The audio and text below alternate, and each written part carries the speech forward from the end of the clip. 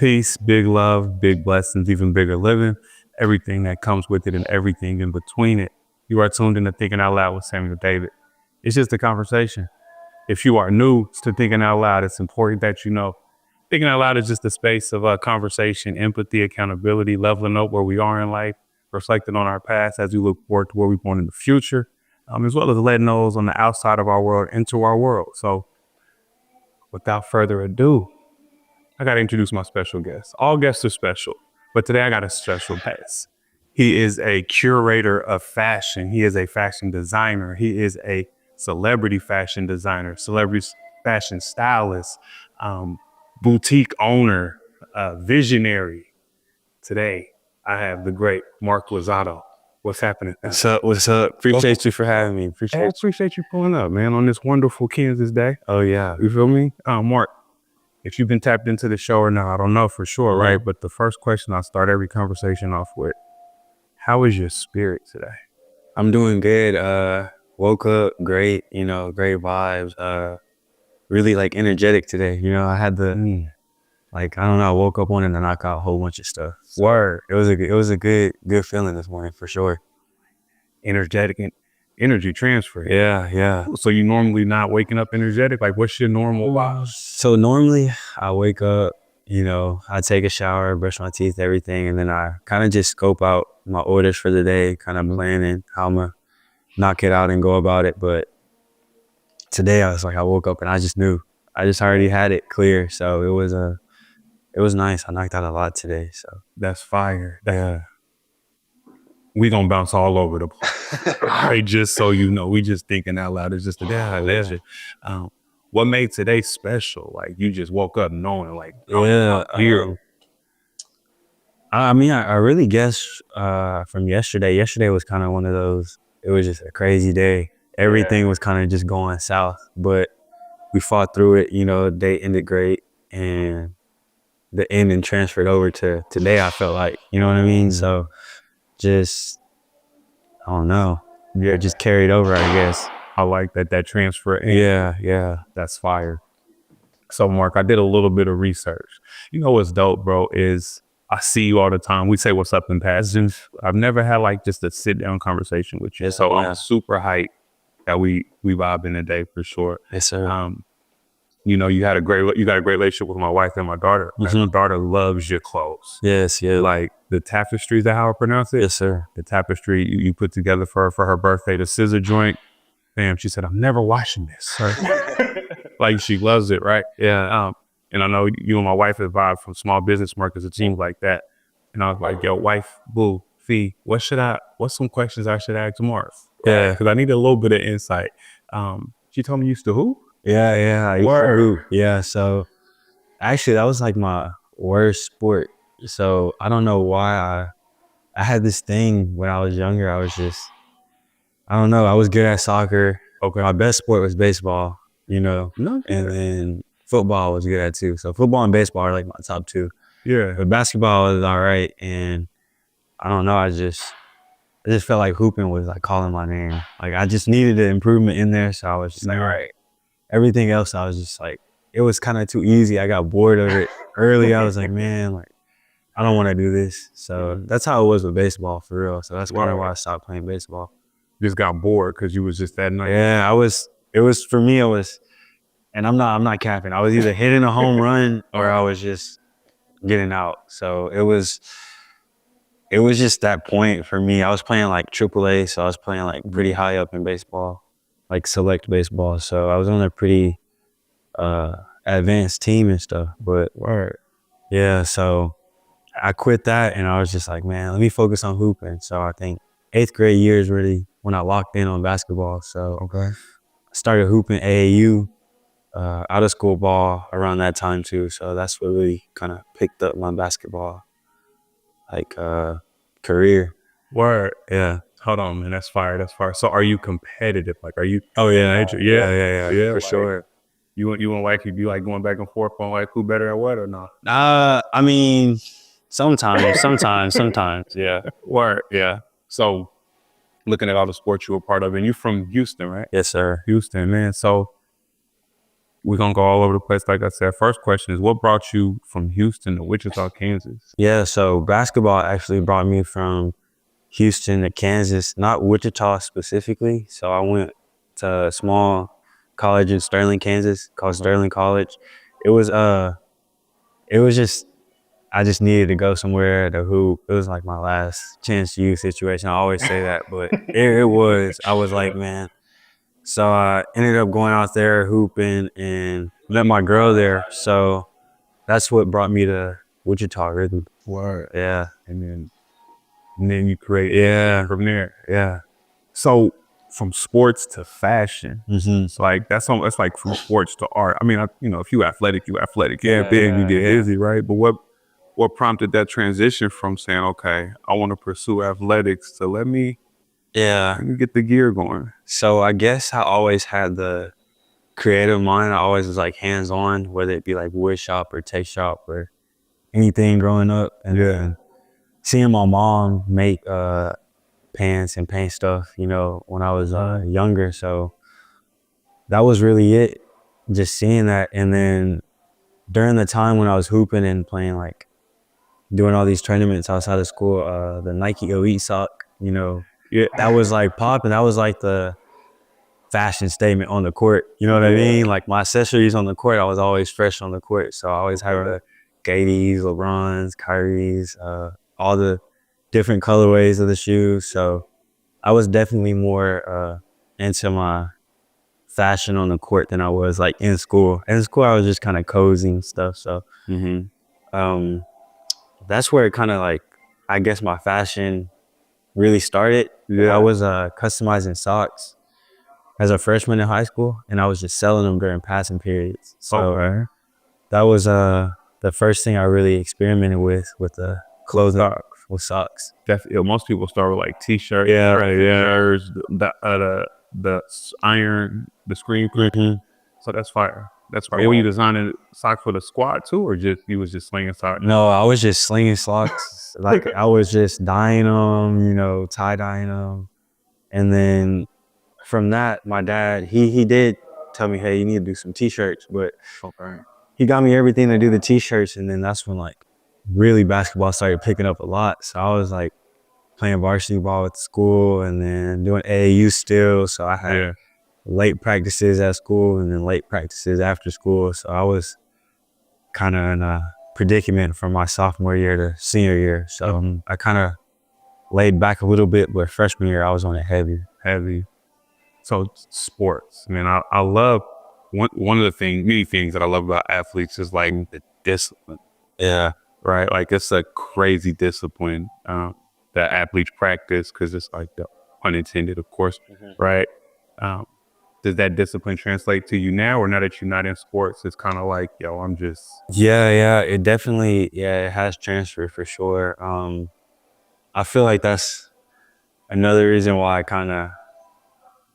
don't know, like I'm really locked in right now on like my business. So with sports and everything, I never really let a loss get to me. Like it would I would be mad, of course, but I always like try to learn like from the loss. You know what I mean? Like I always looked at it as a lesson. So I never really, that's with everything. So I never really get down too much about my losses or L's. That's fine. Because every loss is a lesson. Yeah. If you care to take away something from it, isn't it? Like, and lessons is how we get better and get smarter and turn that shit up to the next level. Yeah, sports, facts. How hard was it for you to give up sports, bro? Yeah, so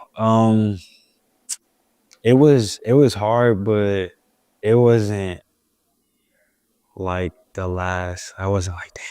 Like I always kind of knew, like So you weren't planning to go to the league type shit? No, not for basketball. Like I was like, man, I'm all right. I know I could go to college. I was just trying to get a scholarship, get school paid for. But I wasn't really down on it. I know like baseball, I would have probably went all the way. I always tell everyone's like, why didn't you keep playing baseball? It's just, I don't know. It wasn't for me once I hit a certain age, know. So it was cool, but I just don't think. I don't know. I would have thrived in it, but it wouldn't have been like my passion, I guess. You got the look of like a really good baseball player. You still be like, yeah. these Hispanic, Puerto Rican. Puerto Rican. Yeah. Same. Even more so, right? Yeah. Like you really got the okay. Well, your parents, I'm sure, were invested in your sports. Oh yeah, for What sure. were their thoughts when you was like, I'm stepping away from? Yeah, so my mom was pissed. She was mad. She was like, "Oh, I spent all this money on all this baseball bats and catcher gear and all this and that." And I was like, I don't know. I didn't want to. So it transferred over to basketball. So they paid for my training, basketball trainings, my teams I went to, Yeah. out of state tournaments, all that stuff. So my parents definitely were invested a lot in my sports career. They weren't upset with whatever decision I made. They were happy. So They want to see you shine. Yeah. I want to see you shine. Yeah. Of course, right. So then transitioning into fashion. Like when did it hit you like, oh, this is my gift. Like I'm really good at this. Yeah, honestly, I never really thought about it like that. I never really thought about it. I always just been making stuff, you know what I mean? Okay. So I guess what got me into like really making clothing like consistently was I saw this dude during COVID. He flipped an NFL jersey and NBA jersey into a pair of shorts. And I was like, dang, that's tough. Like, I really want those. And I went on the website. It was pretty up there. I was like, man, I can't afford this right now. So Yeah. I went out, bought a sewing machine and some jerseys and just flipped it from there. And then at that point I was like, oh, this is kind of cool. I like this. So went heavy on that and that was what the spark was for real. That moment when I got my sewing machine. So it's like a moment of resourcefulness. Yeah, I'll call it, right? Like looking at the price tag. But I'm like that with cooking. Yeah. Right. Like I go to a restaurant I really like and I'm like, you know what? I don't want to continue to break bread here. I like what y'all do. How can I make this myself? So that's ill to even recognize like, yo, I could turn this shit up my own and then look at where you at now with it. Yeah. Right. Like, is it humbling to know what 4 years? Yeah. Right. You've been putting the gear together and you got many different celebrities that you getting geared to. And that's like, I told you we're gonna bounce all over the place, right? Like I can imagine it's humbling to know how early you are in your career, in your vision, and knowing you got so much. You see it, you feel me? And that the big moments now will be small moments later. Is that ill? Yeah, it's crazy. Literally, this year has been insane with the milestones I've been hitting. So like, I've been soaking it in, but I definitely been like, all right, there's more to come for sure. So we're just trying to, like you said, stay humble about everything, stay down. I don't really fanboy that much, you know what I mean? I just it's like, nah, this is dope. I get excited and my vision gets clearer and clearer every time. So every time I hit one of those like crazy accolades, I'm like, all right, yeah, this is a step closer to something way bigger than what I could even expect. 100%. What's been your favorite moment so far in your fashion career? Yeah, probably my first show I did here. That was probably my favorite moment of my entire like whole experience of this whole journey I've been on. So that night it definitely opened my eyes because the whole process I was definitely scared, but I knew like regardless of the outcome, it was gonna be, it's success for me at least. But it was the outcome was way better than what I expected. Like I stood like over there by the door for a second. I just looked at everything. I was like, I just had to take it in for real. So yeah, that was probably my most memorable. That's right. Knowing you did that. Yeah. So you said you were scared a little bit. Yeah. So I rap, do music, all of that fun stuff. There'll be times when I'm about to get on stage or before a show, I still get nervous. And I'm kind of dope. Oh yeah, right. I still get nervous, but I'm always nervous about the things I have no control over. Yeah. It's not if I'm gonna do my thing. What had you in that space of like, ooh? Yeah. So kind of during the process, it was just getting people in here and like trusting like what I was gonna do, the vision, you know, just because me not being from here, fashion shows not really happening out here. And then the location I chose obviously was a new location, and I had to get them to trust me. So it was a lot of I just threw everything. I was like, man, this is gonna work. It's gonna work. I just gotta focus on it. So Yeah.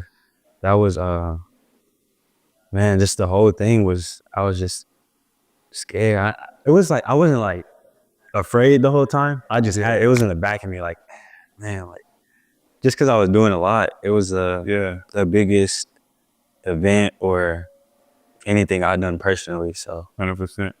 I got 2 kids, and I can imagine like this is your baby, yeah, right? And it's like, oh, you watch that first kid walk, and it's like, then that second one, you like, oh, you got this. What it got to feel for real. Yeah. That's ill. You said trust a lot in that. Mm-hmm.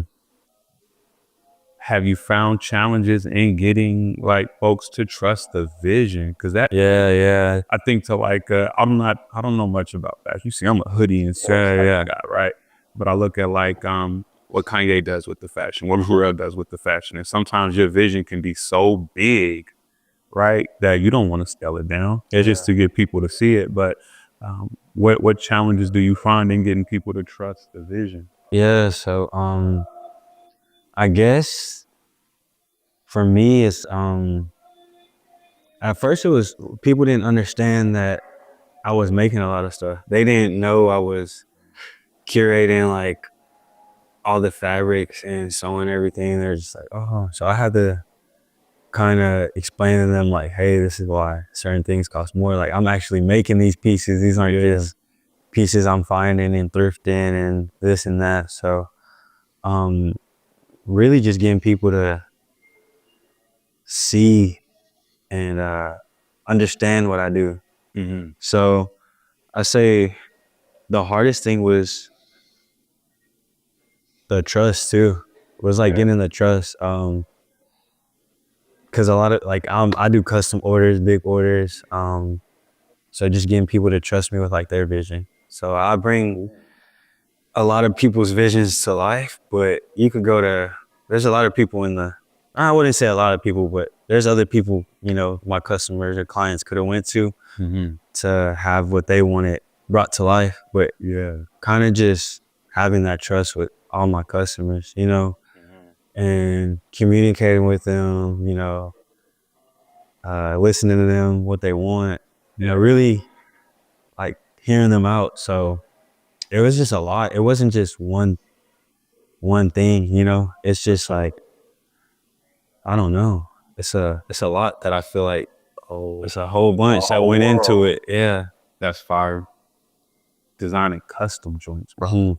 That's it. Like again, the fashion world it's a world. Yeah. My wife has a boutique, of course, so I get to see it firsthand, right? Like, have you had that custom where you was like, ooh, yeah. I'm trying to get their vision off, but it's just not. Yes. We ain't aligned. Yes. So I'd say that's how it was my first like 2 years offering custom. Like half of my clientele, a little more actually, would be like, damn, I don't even know how I'm about to do this for you, but I'm gonna try my best. Yeah. But now it's kind of, I got enough of those clients that I want it and I capitalize on their pieces. So now it's like everyone's like, oh, I need this. So so almost going from like their vision to like them, your vision. Yeah. That's ill. So it's just, the trust is there now for sure. So it's definitely built over the 4 years. But yeah, it was definitely like that at first. It was so hard. Just because some people like they think they have a clear vision, right, and what they want, but in reality, I'm like, I need to know this. I need to know this. What color? What size? What team? Whatever. So a lot of people just come to me and like, hey, do whatever you want. And I'm like, I could do that, but I don't know if you want. I don't know what you want to pair. It's a lot that goes into it, you know, because most of the time when I make something, it's like super unique. You know, it's like specific for like a shoe or outfit or a season or whatever. So Yeah. just trying to get that clear It was pain. It was a pain. I can imagine. All right, we skirting. So Houston, Texas. Yep. I heard you mention you to a place called Guns Point. Right, real. Big now, we're right here, East Point, Texas. Yes, sir. Guns Point. Why is it called Guns Point? Just it was during the time, still is, but like always gang activity. You know, Acres Home is like kind of in that area also, so it's just people were, you know, it was a hood, you know, so Yeah. it was just crazy out there. Nighttime, gunshots all the time, so people were always constantly, you know, killing, shootings, you know, all the time over there. So that's kind of how it's called Guns Point. You know what I mean? So it was going on so much shit, then it became normal. Yeah. It's like, hey, you look it up right now. It's probably some crazy shit that happened out there, but Word. it was, when I was out there, it was definitely, it was wild. You know, I seen a lot of crazy stuff. I heard crazy stuff, like people I grew up, not really grew up with, but I was close to. I kind of seen them, like their path they went down. You know, like other people I looked up to, like playing sports. They ended up in jail and stuff for like shooting, having guns, all that stuff. So it was crazy. It was crazy. Similar story, right? Similar background. I mean, not Houston, but like here in Wichita, Yeah. right?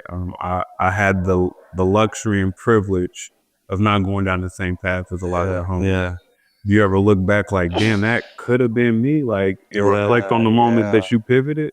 Yeah, for sure. I honestly think about that a lot. Like when the homies call me, like recently, like one of my homeboys got locked up in Houston, and I was supposed to be out there that weekend, you know, and I was like, damn, like, thank God I wasn't out there. You know, it was a blessing I wasn't out there, but it was just crazy. I was like, damn, like it's still, I don't know. It was I could have so many times. Yeah. Like things happened to me, and I thought I was about to go to jail, and then word, got blessed. So I was like, it's been some times for sure. Been some time. Yeah. You know, I think everybody has such a unique story, right? That helps the world see who they are, but it also connects us because we all like a degree or two of separation experience wise, and relation wise, but experience wise, right? So when you think to like, yo, that could have been me. Yeah. Is there a specific moment that you like, you was like this close that you reflect on? Hey, really? And I say that like for me, I had one of my mans just got out like 2 years ago. He's back in. He went in when we was in high school. I'm 37, right? And the day he went in, he had changed my radio, like hooked my radio up for me.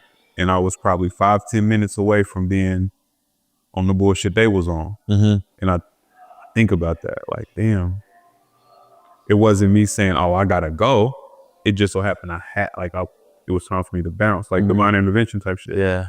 You got any moments where you like, yo? Yeah, for sure. Senior year summer for sure. It was right before I was about to go to college. You know, me and the homies chilling.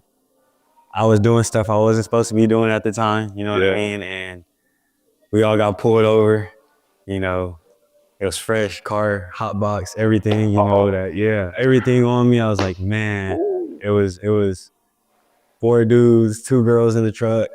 You know, white girls at that. So it was definitely one of those times I'm like, man, I'm gone. You know, I was like in my head, like, what we finna do? You know, cop went back to the car, everybody in there freaking out, like, damn. I'm like, bro, I'm just like, I don't know what I'm about to do. I'm just sitting down like this, trying not to like freak out too much. And then boom, he was like, all right, I gotta go. Word. Yeah. General like the wood. He just had to dip out. He was like, nah, something bigger happening. Y'all got lucky today. I gotta go. So turns out on the news, somebody from our high school had, I think, he got expelled or whatever, and he was in this facility where they send all like the bad, you know, this crazy kids. So he ended up shooting his ex-girlfriend, and that he was in a high-speed chase on 2 streets down. So officer had to dip. They caught him, all that stuff. So I was like, man, it was just crazy seeing how much crazy stuff was going on. And I had moved out of the, like I wasn't even in the hood anymore. I was in like the suburbs, or like all the white kids. They were privileged, had bread. So I was like, damn, if I really would have got caught up here, I probably would have been in some deep, deep shit for real. So that changed everything for me. Yeah. Had to switch my mindset a lot before I went to college. I wasn't really doing nothing crazy, but I was still doing things I shouldn't have been doing. But Yeah. I mean, that's the illest part, right? Like, Yeah. I tell the young fellas I work with in schools, like, it don't be you sometimes. You can just be that close to the homie and it's a wrap for you. Yeah. So I love those type of moments of reflection because it's like a reminder, like, yo, okay, Yeah. I'm walking in purpose. I'm here for a reason. Let me not fumble this. You feel me? Like when you look at creating clothes, because I can imagine it's a love of fashion.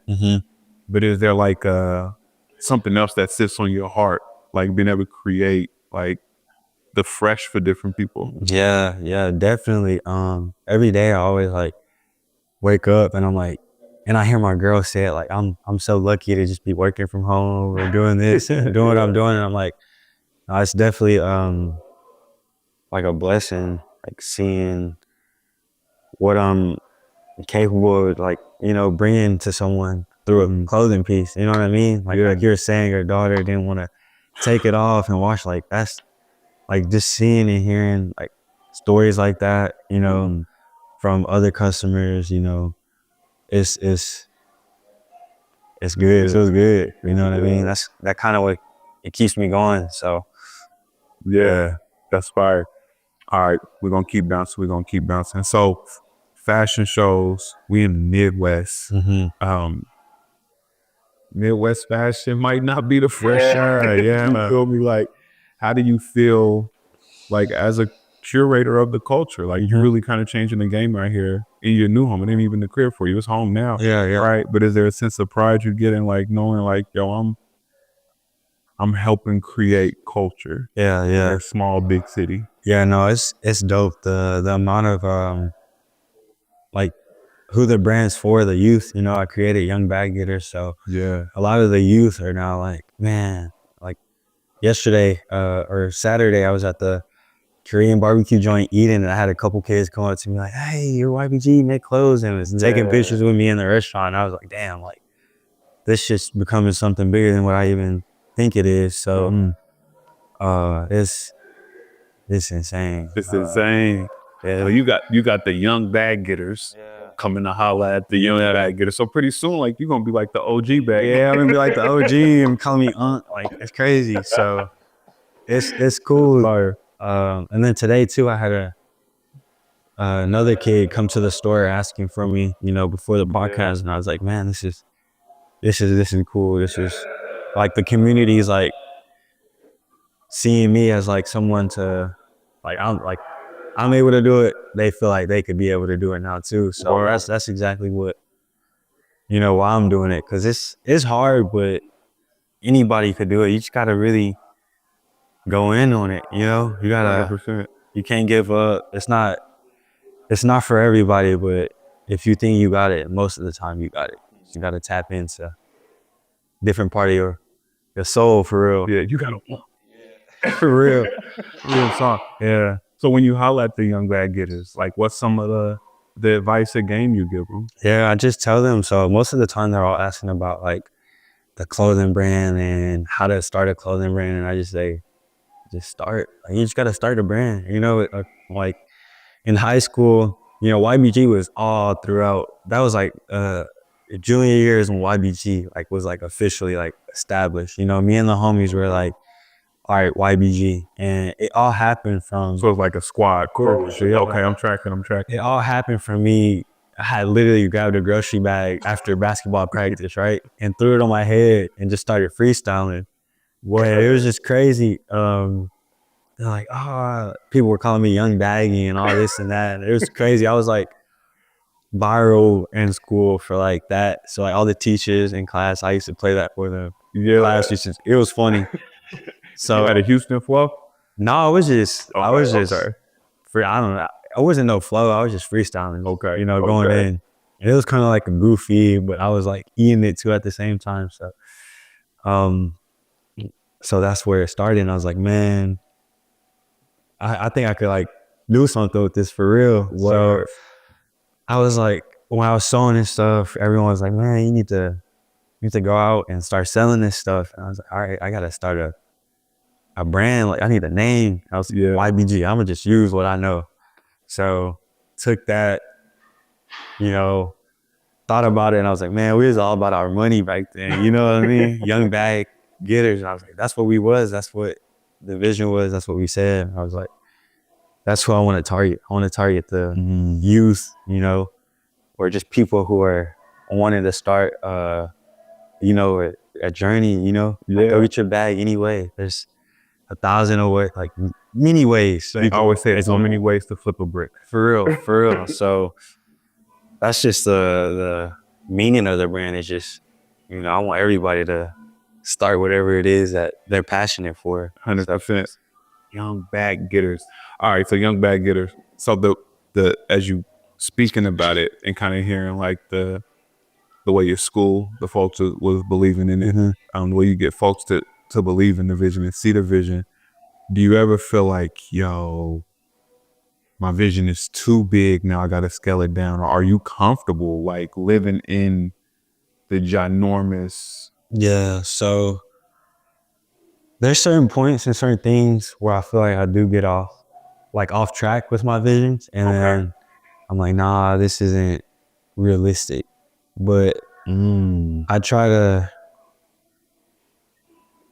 as long as it like aligns with like what I see for me in the future, then I'm like, all right, I gotta do it. If there's no like, if there's nothing stopping me from doing it, or if there is something stopping me from doing it, I'm gonna figure out what it is and how can I do it, you know, because that's most of the time that's what it is. People have like a roadblock in front of them and they're afraid to just get through that roadblock. Like most of the time that's all that's stopping you, you know. Once you get past it and see some kind of success or some kind of like something's gonna hit, you know, tangible.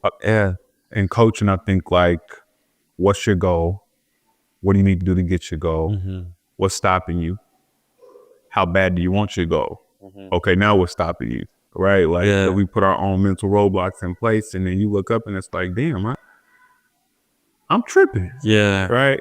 So you said a little bit about unrealistic. What's the most unrealistic, because affirmation is key. What's the most unrealistic goal or vision that you have for YBG that you said,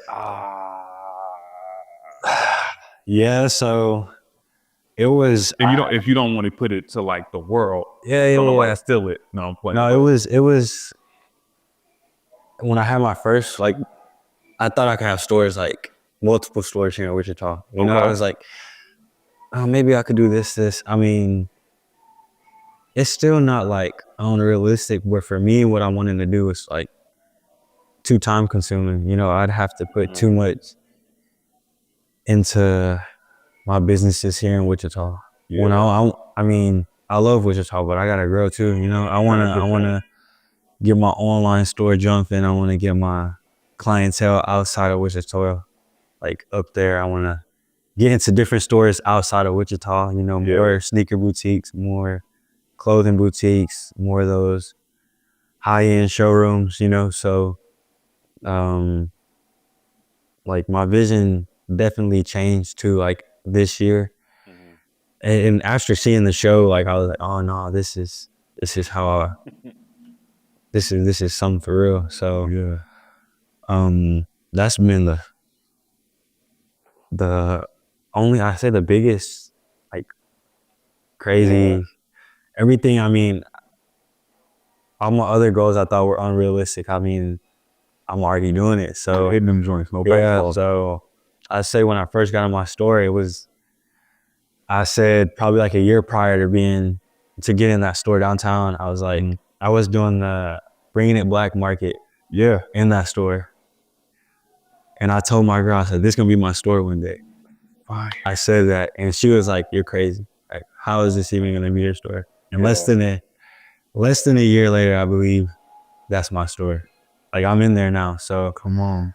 That was probably the goal at the time that I'd say was unrealistic, but it wasn't like I made it happen. Like, somehow it all aligned Come on. And I was like, damn, like, yeah. So it's It's a word in there, Mark. Like it's a word in that, like, because I remember that market, right? And then I don't know, Felicia was telling me you was over at Revolution for like a hot second, and then she's like, Marcus, now YBG's at the same spot we had that market, and it's a shoe boutique in there as well. And I was like, bro, taking off. Yeah. Like just knowing, and then the ill thing, I always think about like I call it the Black Renaissance here, right? Like you see the arts growing in such a major way. You see so many different athletes getting looks from high school to college to pros, right? You see the business world, the entrepreneurs taking off, the politicals. But there's so much culture in all facets of Wichita now that is just, like I said, in my 37 years, it's the first time I've seen it blowing like this. So it's ill to know that with the fashion piece, I'm sure it's easy to get like one of these NFL athletes from the town cracking with the gear, right? Get some of the WSU athletes cracking with the gear. It's like it's a big old ecosystem. Yeah.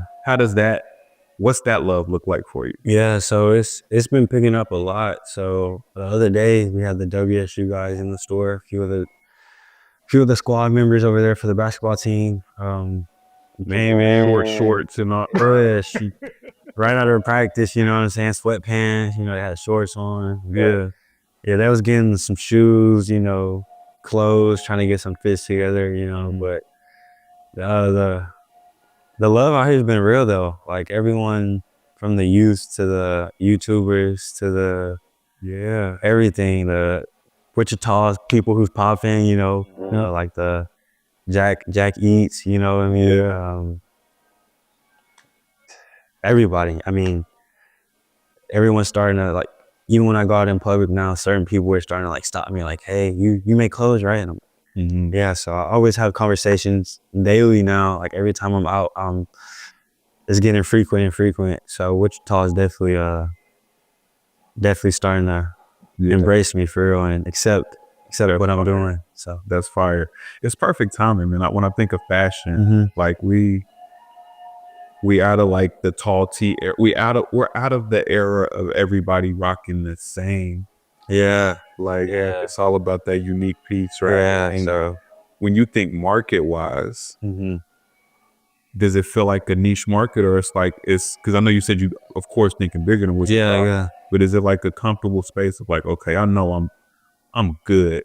We good here as I continue to build outside of here? Yeah, so yeah, I do, because it's weird. Like the whole branding thing, like you could have the same thing as another clothing brand. You know what I mean? Like Nike and Under Armour basically have the same products. It's just a different logo. Yeah. You know, so it's just really how you communicate and embrace your following and crowd, you know, and how loyal and like how you interact with them. So I feel like that's really the main, you know, thing about it. You could be in the oversaturated field, but if your customers are biting on what you're doing and you got the same thing, I mean, you're doing something right when it's, you know, when it comes to the visuals, you know, the vibe, the feel that they want, everything.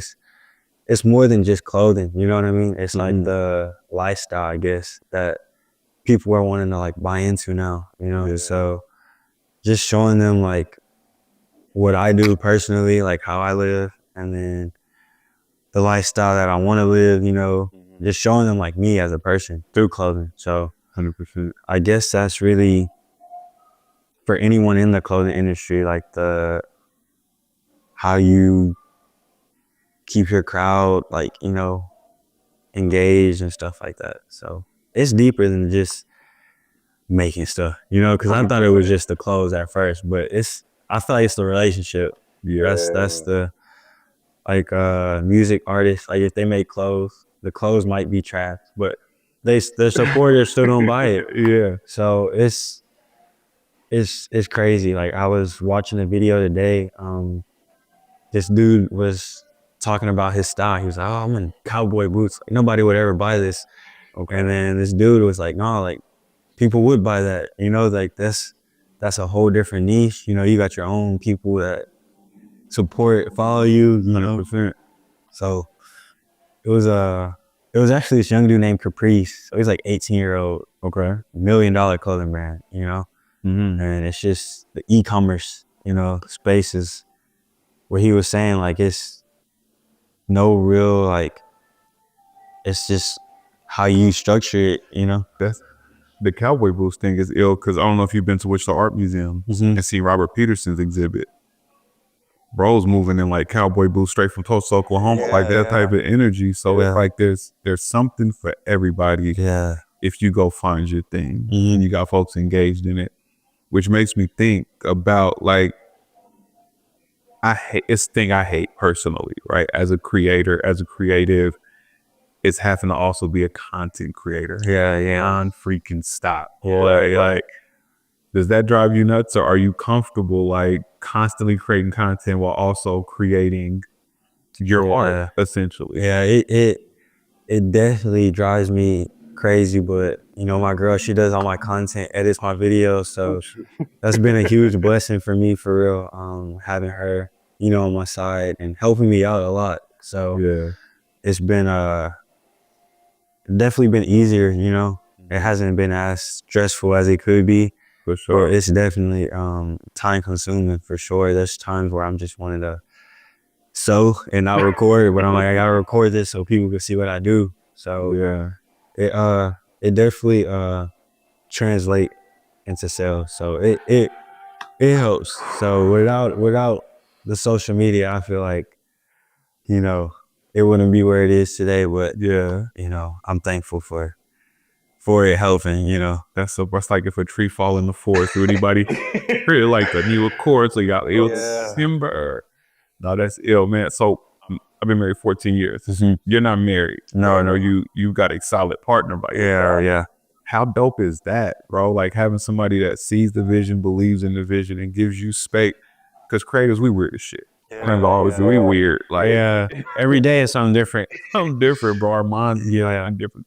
But how ill is that to have like a partner that holds you down and sees the vision? No, it's crazy. It's unreal. Like it's almost like having that extra push you need. You know what I mean? Mm-hmm.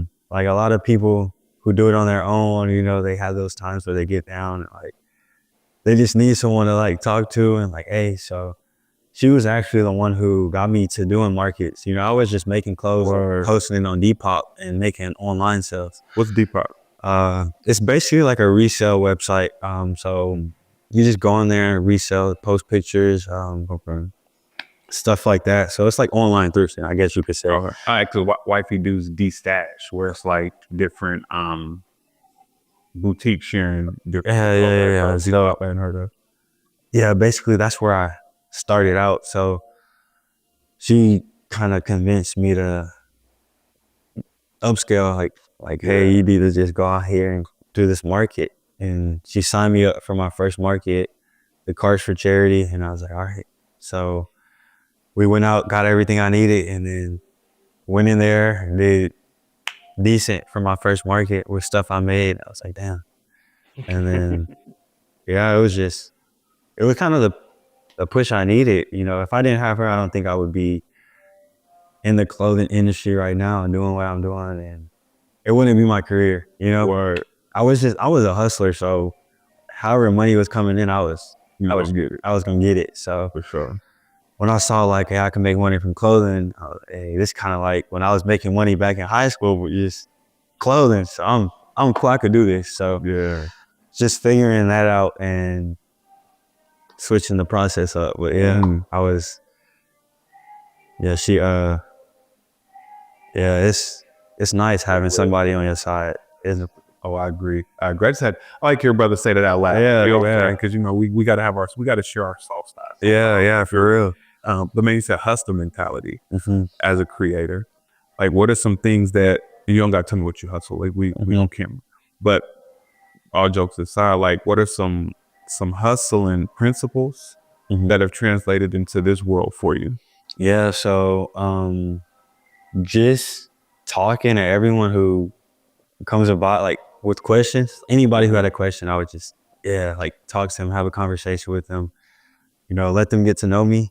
Yeah. So I feel like that's a huge thing right now with just being here in Wichita, you know, there's a lot of genuine people out here who really care and support the local businesses. So once I saw that, I was like, I gotta capitalize on all this. Yeah. You know, I was always talking to people in high school. You know, I wasn't like the most popular dude in school, but I was known. Like a lot of people came up to me, talked to me, you know. So even people now, like who I didn't talk to in school, they see what I'm doing and like message me on Instagram, like, hey bro, like you inspired me to do this and this and that. So it's been crazy, like everything. Yeah. Yeah. That's ill.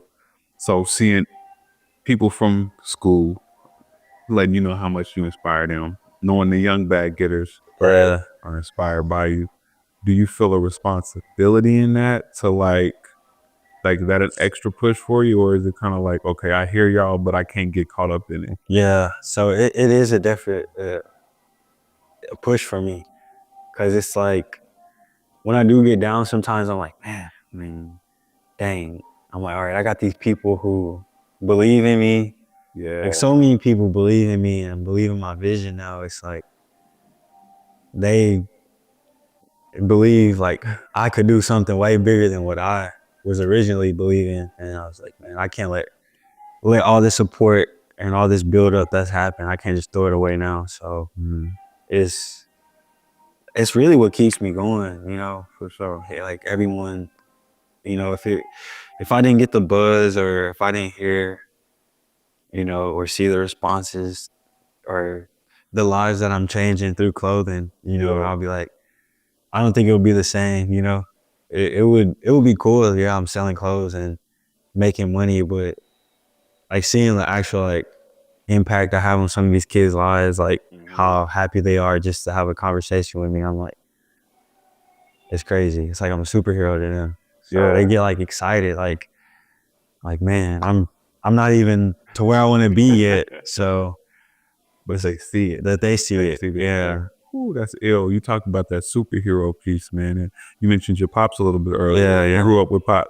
So did you have a superhero, like, or somebody that moved you or inspired you? Yeah. As a young bag getter. Yeah. So my dad, he was always was a hustler. He always was doing something handy with his hands on. Yeah. And then he did his own restaurant. And when I saw him do that, that's when I was like, oh, like, this is different. And I saw like how it grew from like a small food truck to a huge food truck to a restaurant. So it was, and my parents weren't together, so it's their co-parenting me. And I'm thankful, like my parents did great at co-parenting. Like my mom, my dad, like they both made sure I had what I needed. I never was like hungry. I never went unfed. I never like had no clothes, you know. So I mean, there was times we struggled, but it wasn't like the worst. I definitely had friends who were going through worse and stuff, but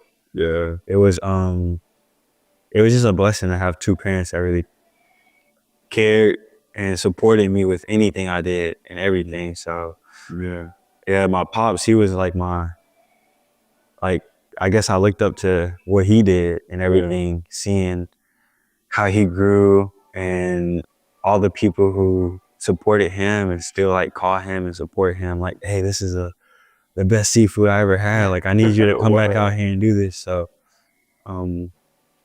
just seeing and being a part of it, you know, I was a part of like that process, like of him just cooking stuff at home and then catering to people, to the small little trailer that hooked up to the back of the truck, to a big trailer that hooked up to the back of the truck, and being in there cooking, making orders. So that was like I literally watched the business grow from small to even bigger. And then I was like, man, I knew I wanted to be like an entrepreneur.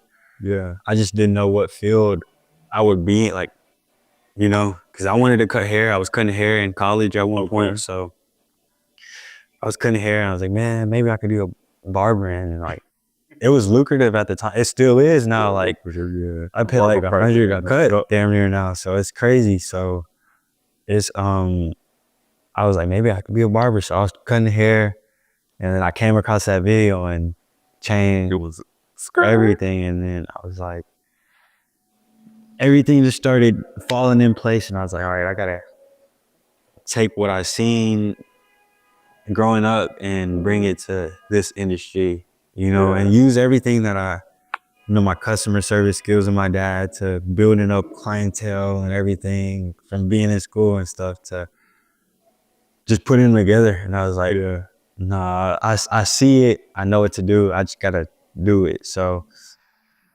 that's my pops was I guess I looked up to him for sure. Yeah. And my grandfather, he had his own like bakery in New Orleans. So So this is in your blood. but it's like my blood, we all like he did remodeling too for houses. So we all like had a time point where we're all running our own businesses, like doing something business-wise, small business-wise with my family. Yeah, everyone, whether it be the males, the females, out of state, like it was always something. That's fire. Yeah. That's fire as hell, Mark. So when you think to like 5 years ago, well, I mean, I say 5 years ago because you just started YBG. 10 years ago, what would you tell a young Mark? Yeah, I would tell myself just to really focus on my mindset and my worth ethic. Because when I was younger, I was kind of cocky and hard-headed at times and with certain things I did. So there'd be some time that practice, I'd be like, man, I don't need to be doing like, why you got me over here with these dudes? Like, so I'm better than all of you. Yeah, like it was just things like that. Growing up, being young, hearing people, tell me things, seeing things. I was like, man. So I would just, it's just focusing really on capitalizing really on all those opportunities I had too. Because growing up, I feel like I had a lot of opportunities. I just didn't know how big they were, Were you too good? That's the thing, right? Like you could be so good that you almost believe the hype and it stifles your growth because you so stuck right now. Yeah, I say for baseball, it was a point where it was like that. I was just so tired of it. I would go to practice, and it was a lot on me because I was playing baseball on top of basketball. I was doing all kinds of sports. It wasn't just one sport for me. So, I was just, it wasn't fun anymore, Yeah. Like I was getting recruited by teams like older, like they wanted me to play up. I was already playing a year up, I think, and I was just like, I don't want to. Like it's just, I didn't have a passion for it as I did other things, So Yeah. I did feel like I was in the point where I was like, I just didn't enjoy it. It wasn't fun, So it was like I was playing competitive baseball, select baseball, and then I was good. I was having fun with other teammates I was playing with. It was eye-opening really to a lot of people. They're like, man, who is this kid? Word. And then all these coaches kept coming to my games and like, hey, we need this kid on our team. So I just kept declining everything, and then I was like, man, I told my mom I want to try it out. So it was this team called the A's. They needed a catcher. I never played catcher. I think I played one game of catcher. Okay. But I never played catcher like prior to going to the tryout. She was like, there's this team who wanted you. They only have catcher available. And I was like, fuck it, I'll go. So I went. The coach asked me if I ever played catcher, and I was like, straight up, I was like, nah, I never. He was like, it's okay. I seen you at third and short. I was like, I believe in you. So the tryout, he had me try out as a catcher, and I was doing good. And then he was like, all right, I need to see that batting again. So he went up, I was just throwing him, and I just kept pink, pink, He's homers. He was like, tell my mom, like, this ain't normal. You shouldn't be doing this. And I was like, that's kind of when my baseball career, it was 6th grade summer going to 7th grade. So 7th and 8th grade is when I was like, baseball was like boom, boom, boom. It was kind of taking over. I was still playing basketball, but just for my school. And I was playing baseball. That was like, we're traveling. We had like 6 games a weekend, you know, back-to-back games. So just the whole overall process was just insane.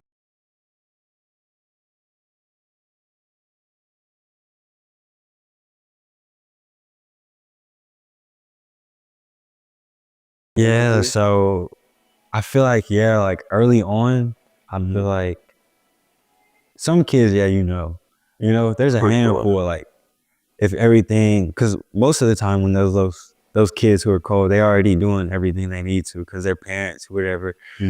But I think certain kids early on hearing that, you know, being like from the hood or whatever, that might get to their head real quick and mess everything up. Because you probably know a lot of people. I know a lot of people who I know could have been in the league doing crazy things in the league, but just kind of how they were as a person just 100%. stop everything for them. 100%. So yeah, that's real. Ooh, bars. Okay, we're gonna wrap it up in a little bit. I got a couple more questions. Another one I have to ask is, and this isn't just for YBG Studio, this is for Mark, right? Like when you look to your vision 5-10 years from now, like where do you see yourself? And like I said earlier, I believe affirmation is key, right? Yeah. Like, what do you see for you? Yeah, so me, I just see myself overlooking like what I created, you know, like just really embracing it and, you know, explaining, you know, to everyone like what it was, like what the vision started as to what it became, you know, like just the process and everything. I want to really, I still want YBG to be, you know, a thing, but I don't want to be the one like running it, you know, because I feel like there's going to be a point where the young kids they're not gonna want to hear what I want to say. They're gonna see what I want to make. So I just want to see what it turns into when I'm gone. From when I'm done, like doing everything for the brand, you know, I'm just looking over it like I created this and this is what it's become, you know. 100%. So that's it. So I think to like Virgil RIP and like the Kanye, like with the Louis Vuitton thing. Like I was watching the Baby's interview on Dream Champs, and he was talking about Kanye West, like some warehouse he had where he was putting the music together. And he said he was doing so much at one time, but at the same time recording the music, he's putting together the fashion, and just like how ill that sounded to me. And like when I think YBG and I hear you speak that, I'm like, yo, the warehouse, like all, like just growing bigger, like you said, maybe not YBG, OBG, a whole back, something, right? Nah, man, I appreciate you just taking the time to sit and chop with me. It was dope. It's dope to get to know you. Like I said, I had not a lot of conversations, but we're gonna chop it up. And I got some work I want to do with you. Where I don't know if it will be called merchandise, streetwear, whatever it will be called, but I got some. I'm about to show you actually after we get off camera. Okay. Yeah. But before we part, Mark, is there anything you want to share? Let the people know? Or So y'all been asking for a fashion show, you know, another show. I'm probably not gonna do another show this year, but I am gonna do another event this year. It's gonna be a big event December, you know. So it'll be a holiday event during those times. So everyone's welcome, you know, everyone bring the family out.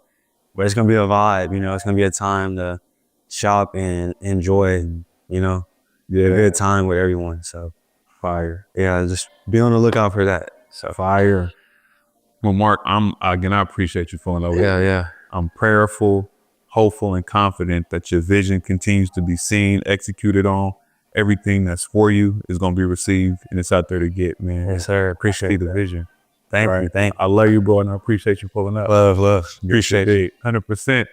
This has been Thinking Out Loud with Samuel David. My main man, Mark Lozado, YBG.